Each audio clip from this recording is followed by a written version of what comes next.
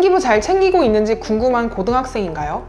혹은 내 아이의 생기부가 어느 정도 수준인지 감이 잘 안 오는 학부모님이신가요? 제 소개부터 짧게 드릴게요. 저는 입시연구소의 대표이고요. 스카이 메디컬부터 6등급까지 최근 300명 이상의 학생들을 지도해봤습니다.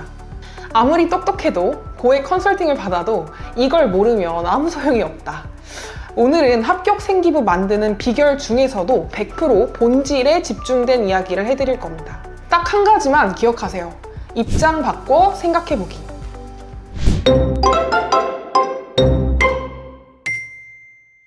첫째, 담임선생님의 입장이 되어봅시다.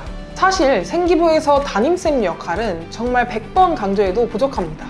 자율, 진로, 행특 등 여러 항목을 담임선생님이 작성하시니까요. 근데 30명의 아이들을 전부 케어하시니까 중요한 점은 내가 어떻게 가장 돋보일까가 되겠죠. 꿀팁을 드리자면 학기 초 상담부터 선생님께 선생님, 저는 무조건 6학종입니다. 생기부 저한테 정말 간절해요. 라고 진정성 있게 어필하셔야 합니다. 저는 6개 다 학종으로 쓸 건 아닌데요. 라고 하시더라도 6학종이라고 말씀하셔야 됩니다. 그래야 확실히 각인이 되겠죠. 두 번째 팁은 학교에서 진로 희망 조사할 때 그냥 의사, 검사 이렇게 다른 아이들이랑 똑같이 직업만 적어가지 마세요. 선생님, 저는 의대를 지망하고요. 의대 내에서도 정신의학 분야에 가장 관심이 많습니다. 그래서 3년 동안 알츠하이머를 메인 소재로 잡고 1, 2, 3학년 점차 심층, 연계되는 탐구 활동들을 해보고 싶어요. 제가 이런 활동을 제출할 수 있는 기회가 있을까요? 또 제 최종적인 진로 목표는 구체적으로 땡땡땡땡이 되는 것입니다. 이렇게까지 거시적인 관점에서 생기부의 로드맵을 짜고 이것을 담임선생님께도 공유하셔야 합니다. 문제는 아무리 최상위권 학생이라고 하더라도 이렇게까지 진로가 구체적으로 방향성이 잡힌 학생들은 거의 드뭅니다. 저도 학창시절엔 그랬고요. 그렇지만 우리가 공부의 시간을 투자하는 만큼 생기부와 진로에 있어서도 의도적으로 고민하는 시간들을 가져주셔야 합니다. 하지만 저희가 그냥 해야지 라고만 하면 하지 않기 때문에 저는 예를 들어 수요일 6시부터 8시까지는 생기부 고민하는 시간, 이렇게 고정적으로 시간을 잡아두시는 걸 추천드립니다. 두 번째로, 내가 입학사정관이야. 하루에도 수십 개씩 생기부를 볼 겁니다. 다 똑같이 탁월하다, 뛰어나다, 타의 모범이 된다, 이런 말들로 가득할 겁니다.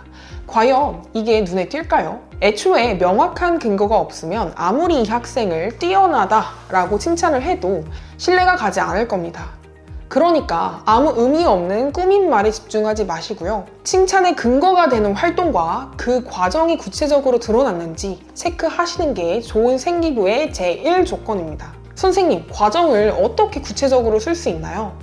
이렇게 말씀하시는 분들을 위해서 제가 생기부의 구성 요소 10가지를 말씀드리겠습니다. 이 사진에서 3개에서 4개 정도만 골라 적으셔도 충분히 구체적인 생기부를 만들 수 있습니다.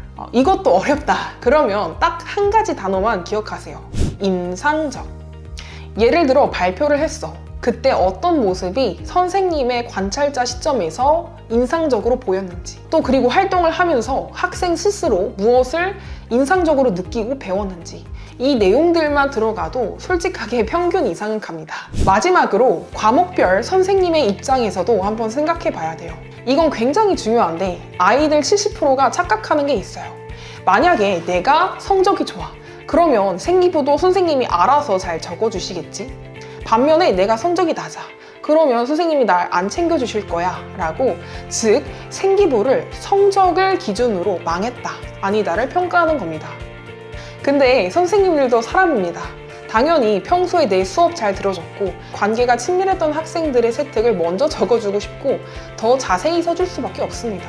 결론은 생기부와 성적은 별개입니다. 애초에 학생부 종합 전형은 교과 성적만으로는 평가할 수 없는 학생의 역량을 보고자 만들어진 전형이잖아요. 그러니까 제발 내신 낮다고 생기부 포기하지 마시기 바랍니다. 낮을수록 오히려 선생님한테 더 잘 보이려고 하고 질문 하나라도 더 하고 그런 노력을 하셔야 되고요. 어떻게 노력하는지에 따라서 누구든 1등급을 받을 수 있는 영역이 생기부라는 점을 기억하셨으면 좋겠습니다. 지난 1학기에는 일부 과목 세특만 마감이 되었다면 2학기에는 자율, 진로, 동아리, 교과 세특, 행특 등 이번 학년 생기부의 전체 항목이 마감됩니다. 그러니까 오늘 말씀드린 3가지는 꼭 기억해 주시고요. 생기부가 진짜 간절하다 라고 생각하시는 학부모님 또 학생분들께서는 저 구독해 주시면 어디에서도 보지 못하신 생기부 꿀팁, 입시 꿀팁을 제가 정리해서 잘 전달 드리겠습니다.